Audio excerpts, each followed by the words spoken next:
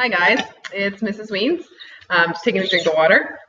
Today we're going to talk about the graphs of the primary trigonometric functions.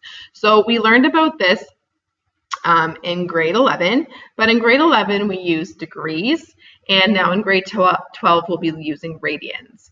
And if you take anything in university physics, calculus, radians is what you will be using, so we need to get comfortable with this unit of measure.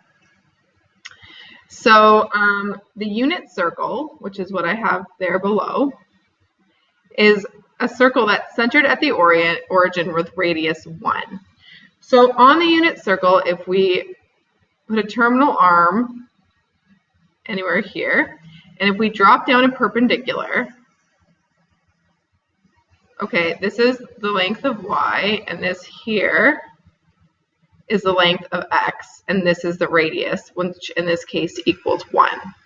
So if we're looking at our angle theta here, sine, which is just opposite over hypotenuse, is just equal to y over 1, so it's just y. Cos theta, adjacent over hypotenuse, will just be x, and tan will still be y over x. So because of this, because x is just the same as cos theta, we can define the x value using cos theta and the y value using sine theta. So that's something interesting in the unit circle, that each coordinate can be expressed as cos theta, sine theta. Okay, because cos theta is just equivalent to x, since r is 1, and sine theta is equivalent to y, again, because r is equal to 1. I'm just going to close my window because someone is mowing the lawn. All right, so we can use the unit circle now to develop the graphs of our primary trig ratios. So notice that as we go around, we have, this will be 0 radians, this is pi over 2, this is pi, then 3 pi over 2, and then we circle around to 2 pi. Oops, just erase that. And we circle around, like I said, to 2 pi. So one complete revolution is 2 pi. So we can already set this up that this will be pi over 2, this will be pi, this will be 3 pi over 2, and this will be 2 pi. And you know I don't like it to look too crowded, so I'm just going to label pi and 2 pi. So this is our theta, and this here is our y equals sine theta. So as we go around the unit circle, let's recall that sine theta is equivalent to the y value. So as we cycle around the circle, whatever y is doing, the values of y, that's the exact same thing that sine theta is doing. So here at this coordinate, this would be 1, 0, because the radius is 1. This coordinate would be 0, 1. This coordinate is -1, 0. And this coordinate is 0, -1. Okay, so it helps to start out with labeling those coordinates. So now we just think about what's happening as we start at 0 and theta increases. So as theta goes from 0 to pi over 2, what is happening to y? Well, y is increasing from, here it's 0 and here it's 1, so 0 to 1. So that is like here, if this is 1, here's 0, so it's increasing from 0 to 1. All right, in this section, what is happening? So as theta goes from pi over 2 to pi, what is y doing? So the y values are now decreasing from 1 to 0. So here, it's decreasing from 1 to 0. Okay, and then we stop there. Okay, then in this section, our y values continue to decrease from 0 to -1. So as theta goes from pi to 3 pi over 2. Okay, our y continues to decrease from 0 to -1. So if here's -1, and here's, so there, that's where it's going to end up. So it continues to decrease down to -1. And then finally in this section, okay, as theta goes from 3 pi over 2 to 2 pi, then our y is again increasing from -1 to 0. So it's going from here up to here. So that is how this sine curve is created, because as you go around the unit circle, this is what is happening to y. And as you continue to go around the unit circle, this exact shape will repeat and repeat and repeat and repeat forever and ever. So our axis, which is what cuts this in half horizontally, is just y equals 0. The amplitude, which is the distance from the axis to the max or from the axis to the min, is 1. Our domain is theta, can be in the set of all real numbers. Okay, our range is y such that y is between -1 and 1, but between that y can be anything. And the period is 2 pi. So that's the amount of time it takes for the cycle to go one complete time. Okay, so now we're going to do the exact same thing for cos. So let's remind ourselves that cos theta is equivalent to x. So I encourage you to pause the video now and label all the radians, so 0, pi over 2 pi, 3 pi over 2, 2 pi, and all the coordinates, the 4 coordinates, and try the exact same process, except considering what x is doing instead of what y is doing, and see if you can develop this on your own. Okay, so, or you can just work while I work to see if you get the same thing. So I'm going to not quite talk as much while I do this.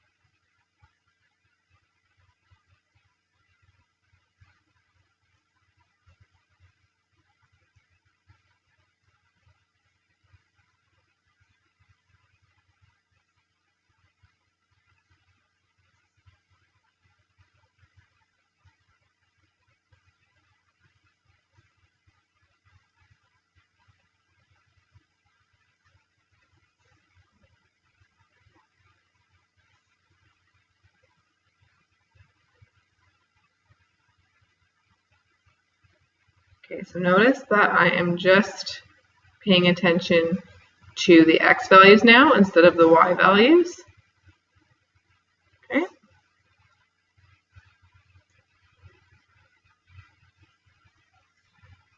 So now x is going up in the positive direction. Oops.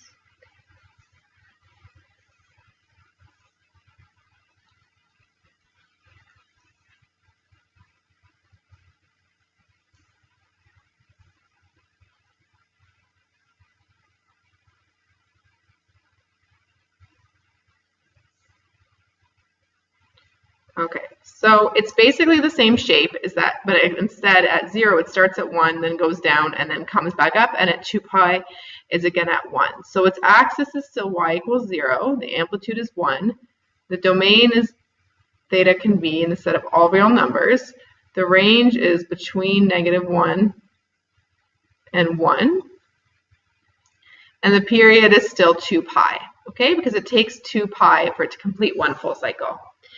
Okay, so hopefully that was a review for you from last year, the only difference being that we're using radians instead of degrees. But now let's take a look at tan theta. We haven't done this before. So tan theta is equal to y over x, which we can think about as slope.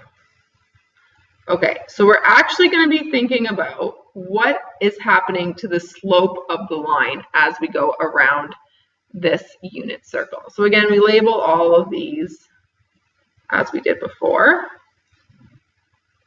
Should be getting good at this by now. Okay, and we also have the same labels here, pi over 2, pi, 3 pi over 2, 2 pi, theta, this is y equals tan theta. Okay, and then we label the coordinates, so 1, 0, 0, 1,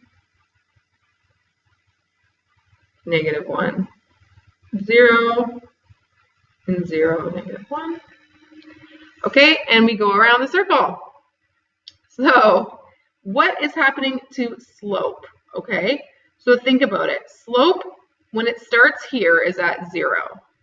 So slope is at 0, and as we go up in this direction, so imagine a line going up, up, up, up, up. Think about it. The slope is getting steeper and steeper and steeper and steeper.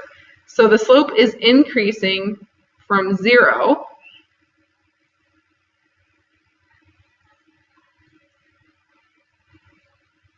and then what's happening here when it gets close to the y-axis? Well, as it gets close to the y-axis, the slope actually gets infinitely large. So it actually is increasing from 0 to infinity. Now, what happens here on the pi equals 2, when pi equals 2? Well, slope is undefined here. So slope is undefined